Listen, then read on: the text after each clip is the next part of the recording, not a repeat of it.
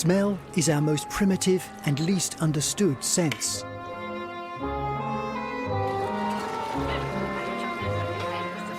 Perfume manipulates that sense, instantly reminding us of good times past and speaking of glamour and sophistication to those who get close. Ooh, doesn't disappoint. Fragrance exploits our feelings so successfully, it's become a multi-billion-dollar global industry.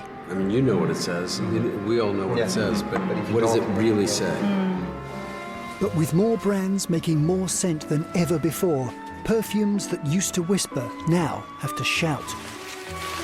It is an idea of opening a door to a masterpiece. Today, the marketing's as important as the smell, and perfumers face a challenge. Ladies' fragrance today, try Versace. Strawberry sheer. Can they convince a new generation that fragrance is liquid luxury? Or has the romance already evaporated?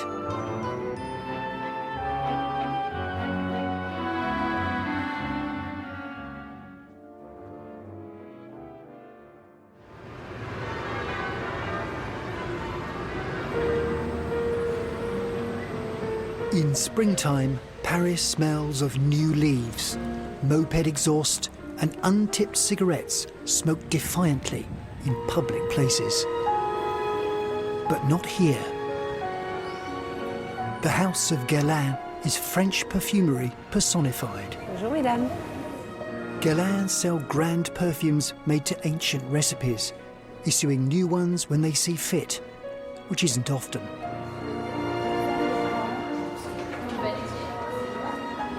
They rely on mothers with a sense of tradition, bringing their daughters to the townhouse. Blanche is 12, ready for her first fragrance. The ladies of the first floor salon don't do flirting or squirting. They're here to gently shepherd. Bonjour. Bonjour, mademoiselle. Bonjour, madame. Bienvenue. Merci. Est-ce que je peux vous renseigner? Peut-être nous aider? Bien sûr, oui, avec plaisir. Ça pour cette demoiselle. Très bien. Son premier parfum. Son premier parfum Guerlain. There's monumental perfume available, dark and musky, created before the telephone or the aeroplane. But it can wait until Blanche is older. She chooses a classic from 2006. Violet and raspberry notes unmask a hint of orange blossom, sitting on a base of iris and tonka bean. It's called Insolence. In the twilight, Blanche returns to her arrondissement, probably unaware that in the big shop on the Grand Boulevard, she was the most important customer of the day.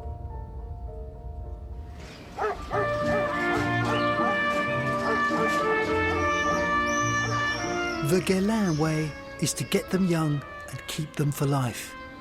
It's a philosophy that served master perfumer Jean-Paul Guerlain well.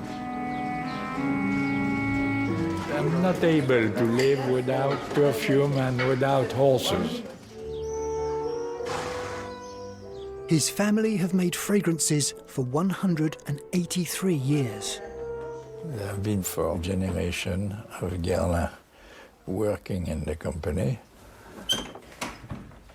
That's my grandfather, who was my teacher for perfume.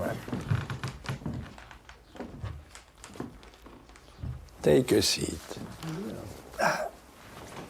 Where are my dogs?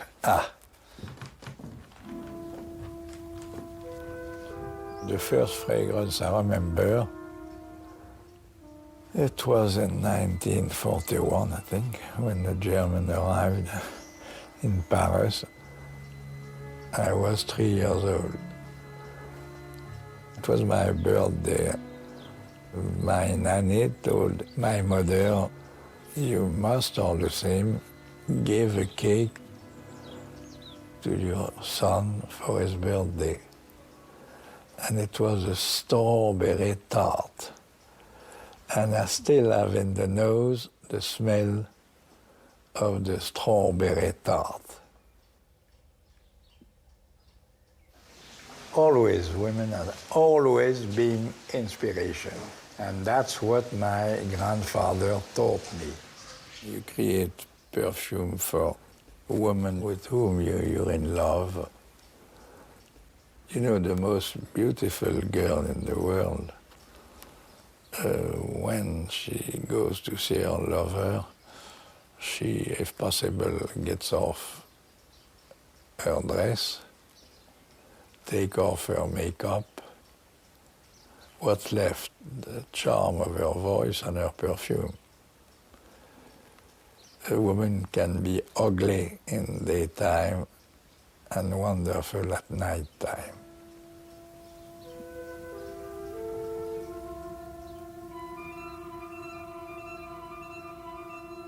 Guerlain fragrances make a powerful statement quietly. Frenchness in liquid form. Here you have the letters of the different Presidents de la République.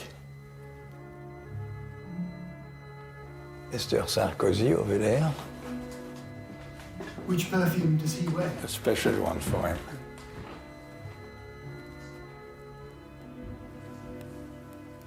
I know him quite well.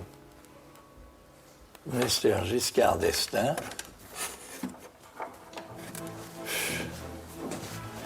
Jean-Paul is the old guard.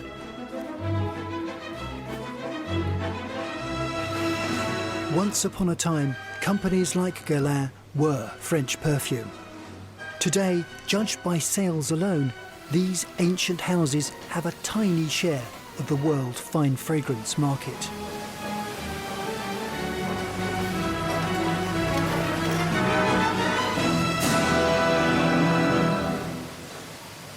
The big business is now done on the other side of the Atlantic.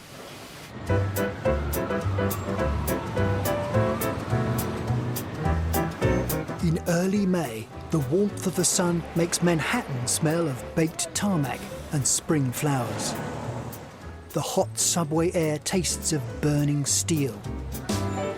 But most New Yorkers are in here, smelling something else on the day before Mothering Sunday. It's a key date in the perfume calendar.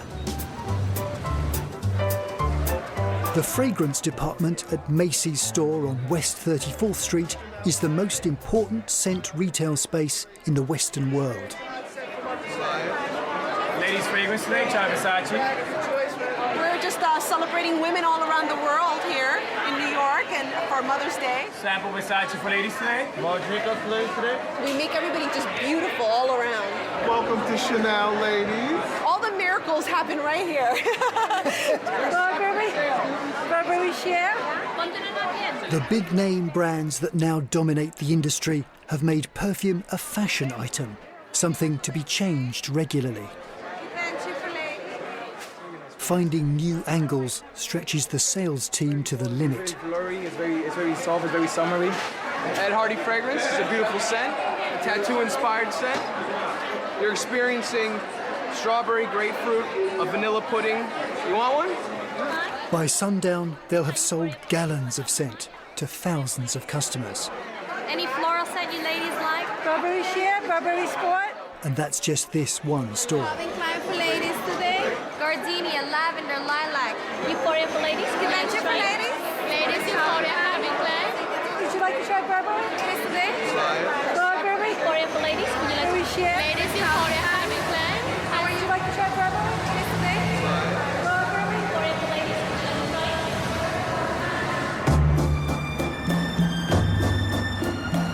5 years ago, the New York Times saw the frenzy and asked scent critic Chandler Burr to write a column. There's way too much. It's absurd. It's essentially an addiction. To get that high, to get the thrill that you had, you have to keep shooting up. And you shoot up more and more and more frequently. And you just throw things at the market, and nothing ever sticks. And because it's just too much, and people have been now trained to just go on to the next thing, If you throw so much stuff at people, they have no time to love anything, to become attached to anything, and you're not making anything good enough for them to become attached to. Chandler writes at home, inundated by a fragrant tsunami. So this is delivery. There's a lot of it. This is Yves Saint Laurent, Beauté, and this is Bliss. Yeah. This is Love.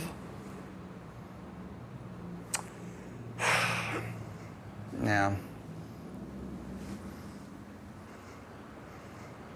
No. The Love is Juicy Fruit Gum. Ugh. Okay, this is sort of Lord of the Rings. It looks like something that Liv Tyler to throw this at you. Ooh, doesn't disappoint. Oh my God. This is pot. Oh, hang on one second. Hey, how are you? Another one. All right. Did you come by yesterday? Yes. Yeah, all right, thank you. More. Okay, yeah. Okay, so let's do this. 15 years ago, there would have been a lot less. There were about 150 launches a year, and in 2011, there will have been 1,200, I think. So these are the fresh. This is the Bliss. This is the Marc Jacobs. This is the Thierry Mugler. Okay, so I'm gonna do it here. Oh, that's interesting.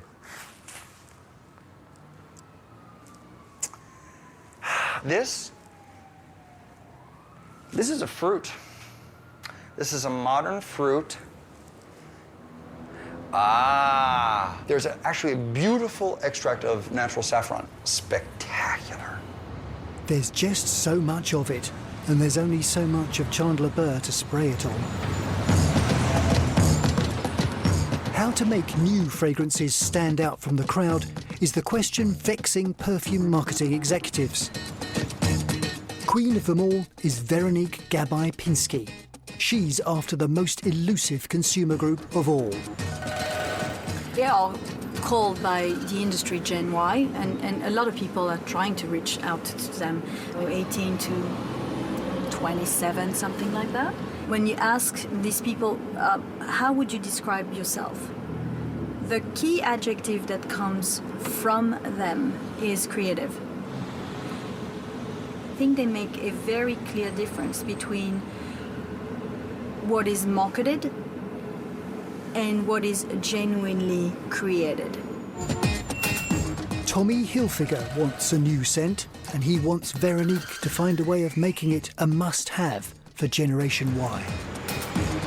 We wanted to reconnect the younger generation with Tommy Hilfiger fashion brand. Great challenge of our business is that nobody needs another fragrance. So when you launch something to the market, good is simply not good enough. Hi, Joe. Hilfiger's perfumes are made by the giant Estee Lauder Group, where Veronique oversees all designer fragrances. She's got a big idea for Tommy, a scent called Loud, containing liquid rock and roll. The whole project is about mixing music and fragrance together. And we said, you know what? Could we push the boundaries of collaboration between music and fragrance? Scent is invisible, so the packaging has a lot of work to do. The most potent selling tool of all is the bottle. Veronique has to win the hearts of a whole generation for Tommy. She's reached out to the Picasso of bottle design. Chad Levine is so hot that if he was a bottle himself, you'd drop him. Tommy was very clear that he wanted to see something on the shelf, see something in the stores that was a literal translation of something from